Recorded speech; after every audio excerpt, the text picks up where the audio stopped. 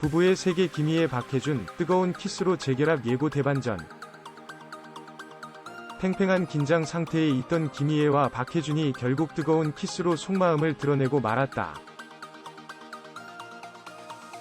서로 미움과 원망이 가득했지만 결국 두 사람 사이에는 끊을 수 없었던 애정이 있었던 것이다. 2일 방송된 JTBC 금토 드라마 부부의 세계 12회에서는 지선우, 김희애와 이태호, 박해준가 서로를 향한 마음을 드러내며 다시 반전을 안겼다. 이날 방송에서 지선우는 박인규, 이학주, 살인 용의자로 몰린 이태호를 위해 알리바이 증인으로 나섰다. 민현서, 심은우의 신고로 경찰서로 연행된 이태호는 장인인 여병규, 이경영 회장의 도움을 요청했지만 전화를 받지 않았고, 여다경, 한소희 또한 외면했다. 경찰의 추궁에 묵비권을 행사하던 이태호는 난감한 상황에 놓였고, 어쩔 줄 몰라 하던 순간 지선우가 경찰서를 찾았다. 지선우는 박인규가 고산역 옥상에서 떨어진 시각 이태호와 고산역 주차장 차 안에서 함께 있었다고 말한다. 그리고 이태호가 차 안에 결혼 반지를 떨어뜨리고 갔다며 이태호가 잃어버린 결혼 반지를 증거로 냈다. 이 반지의 소재를 여다경으로부터 확인한 경찰은 지선우의 알리바이 증언을 받아들였고 이태호를 풀어줬다. 지선우는 앞서 여병규 회장을 만나 당신의 딸과 소녀를 위해, 나는 아들을 위해 한 배를 탔다. 누구도 살인자의 아들, 딸이 되어선 안 되지 않겠느냐고 사건을 덮자고 요구한 터였다. 지선우의 도움으로 귀가한 이태호는 처가 식구들에 대한 커다란 실망과 절망감에 휩싸인다. 반대급부로 지선우에 대한 고마움과 미련의 크기도 커지고 만다. 당신 그 집안에서 겨우 그 정도밖에 안 됐던 거니? 고작 그 정도 취급받으면서 살려고 나랑 준영이를 버렸니? 라고 힐난하는 지선우의 말에 이준영은 씁쓸해한다. 여다경, 한소희, 은 집으로 돌아온 이태호에게 혐의는 벗었냐 묻자, 지선우 덕분에 벗었다고 당당히 말한다. 이어 웃기지. 이 상황 역같지. 나를 살리겠다고 온 사람이 고작 지선우라니. 자신이 의심받을 수 있었는데 그 상황에서 위험을 감수하면서 찾아왔다. 준영이 때문에. 내가 준영이 아빠라서. 나는 제니 아빠기도 하잖아라며 지선우와 비교한다. 여병규 회장이 확보한 사고 당일 고산역 CCTV 살펴본 결과 이태호가 고산역 옥상으로 올라간 시각에 이미 박인규는 추락한 뒤였다. 박인규는 민현서에게 거절당한 뒤 실망감으로 비관 자살을 한 것으로 여겨졌다. 결국 박인규 추락사는 자살로 종결됐고, 지선우는 경찰서를 나서는 민현서에게 왜 그랬어? 나만 믿고 기다리라고 했잖아. 누구도 다치지 않을 수 있었는데 너의 신고로 일이 복잡해졌었다고 말한다. 더 이상 패기치지고 싶지 않았다고 말한 민현서는 내가 박인규를 벗어날 수 없었던 이유, 그가 불쌍해서였다. 지 선생님도 저처럼 되지 말란 법 없지 않느냐며 의미심장하게 경고한다. 이태호는 지선우가 자신의 알리바이 증인으로 나선 데 반해 처가 식구는 아무도 자신을 도와주지 않았다는 실망감에 아내와 장인의 점점 거리를 두기 시작한다. 여다경과 함께 라운딩을 하자는 여 회장의 제안을 바쁘다고 거절하고 엄마가 가족 여행을 가자고 하는데 언제 시간이 되느냐는 여다경의 말에도 바빠서 시간이 없다고 잘라 말한다. 이태호에게서 거리감을 느낀 여다경은 이준영을 이용한다.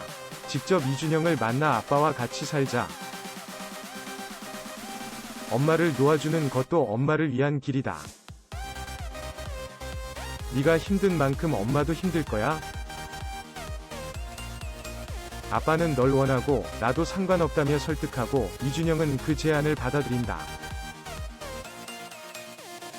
이준영은 지선우에게 엄마가 편하게 못 사는 건 나 때문인 것 같다고 말한다. 아들 이준영을 전 남편에게 떠나 보내고 지선우는 외롭고 허전한 날들을 보낸다. 백화점에서 이태호 여다경 부부와 이준영이 쇼핑을 하는 모습을 지켜보면서 한없이 쓸쓸해진다. 아들이 자신으로 인해 힘들어하고 이태호와 다투는 것도 무의미하다고 생각한 지선우는 고민 끝에 고산을 떠나는 것을 고려하기 시작한다. 그리고 지선우는 이준영의 짐을 챙겨 이태호 편으로 보내기로 한다. 이태호는 집에서 우연히 해외 유학 자료를 발견하고 여다경에게 준영이를 유학 보내려는 거냐, 아빠랑 살겠다고 왔는데 어디를 보내느냐. 아들을 찾기 위해 지선우가 어떤 짓을 할지 모른다고 화를 낸다. 이에 여다경은 다 준영이를 위한 일이다. 헤어진 집안에서 왔다 갔다 하는 것보다 좋은 환경에서 공부하는 게 낫다. 무엇이 아이를 위한 일인지 잘 생각해보라고 맞선다. 이태호는 여다경에 대한 실망감이 계속 커지는 사이 지선우로부터 문자 메시지를 받는다. 이준영의 짐을 챙겨가라는 것이었다. 지선우의 집을 찾은 이태호는 정말 떠날 생각이냐? 갑자기 왜? 라고 물었고, 지선우는 당신이 바라던 거 아니었어.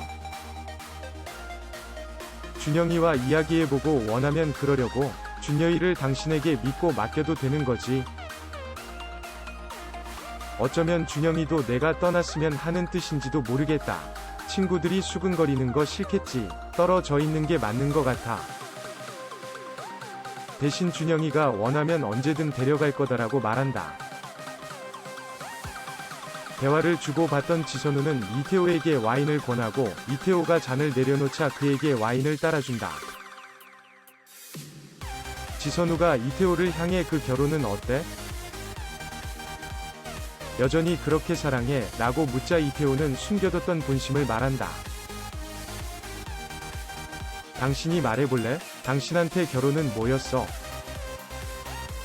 사랑은 또 뭐였고? 라며 단도직입적으로 묻자 지선우는 나한테 결혼은 착각이었지. 내 울타리, 내 안정적인 삶의 기반, 누구도 깰 수 없는 온전한 내 거라고 믿었으니까. 사랑의 착각의 시작이자 상처의 끝이었지라고 말한다. 하지만 이태호는 자신이 여다경과 바람을 피웠을 때 지선우가 한번 눈감아 줬다면 상황이 이렇게 되지 않았을 거라고 푸념한다. 이태호는 그냥 지나가는 바람이어서 당신이 날 한 번만 봐줬더라면 어땠을까? 그냥 생각해봤다며 지선우를 향한 원망과 미련을 털어놓는다. 이어 사실 여다경과 그 결혼 후회한다. 살아보니 결혼도 별거 없더라고. 그렇게 말해주면 돼? 평범하고 시들해졌다고 그렇게 말하면 너도 너의 진심을 말해줄래? 그때 일 후회한다고? 날 용서해주지 않은 거, 날 밀어낸 거, 날개 XX 만든 거? 사실 나한테 아직도 미련이 남았다고라면서 지선우를 향해 속마음을 토해낸다. 지선우는 이태호의 말에 미친 놈이라며 뺨을 때리지만